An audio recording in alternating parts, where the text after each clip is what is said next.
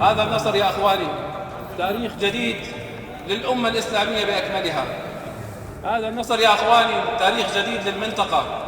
This man orchestrated the ouster of Bashar al-Assad from Syria. Meet Abu Mohammed al-Jolani, the chief of Hayat Tahrir al-Sham, a group that spearheaded the movement culminating in the fall of Bashar al-Assad regime after 13 years of brutal civil war.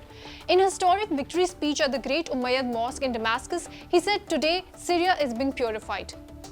ترك سوريا تركها مزرعة للأطماع الإيرانية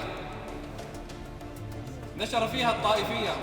The Arab Spring and the growing discontent with the Bashar al-Assad regime sparked a civil war in Syria in 2011, resulting in the deaths of over 6 lakh people. Jolani and his group had pledged to liberate Syria from Bashar al-Assad's rule.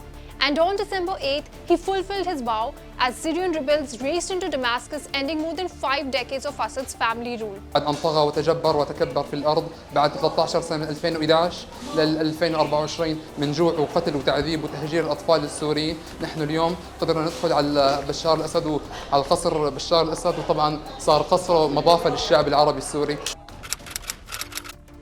Jolani is just 42 years old. He was born in Saudi Arabia but moved to Damascus later in life. His real name is Ahmed al-Shara.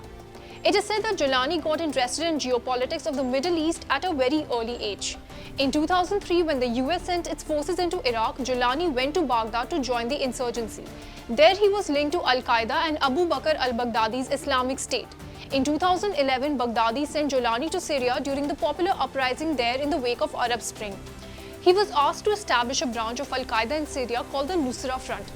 But very soon the US Department of State designated him as a specially designated global terrorist. A bounty of $10 million was put on him, the kind of bounty reserved for only the top global terrorists. As Syria's civil war intensified in 2013, so did al-Julani's ambitions. He defied al-Baghdadi's calls to dissolve the Nusra Front and merge it with al-Qaeda's operations in Iraq. Eventually, the Nusra Front battled ISIS and eliminated much of its competition among the Syrian armed opposition to Assad. In 2016, he severed ties with al-Qaeda and launched his own group, Jabhat Fateh al-Sham. A year later, this group was rebranded as Hayat Tahrir al-Sham, meaning Organization for Liberating Syria. Several fractured militant groups of Syria soon merged with the HTS, further emboldening al-Jolani and his group as the leading power in the northwestern Syria. According to a United Nations report, Jolani and his group had built a functioning administration in areas they had gained control of in Syria in recent years. They even collected taxes and even issued identity cards to residents. His group was also criticized for its authoritarian tactics. No surprises there really. With Assad now gone, questions were now emerging about what kind of government Jolani will support.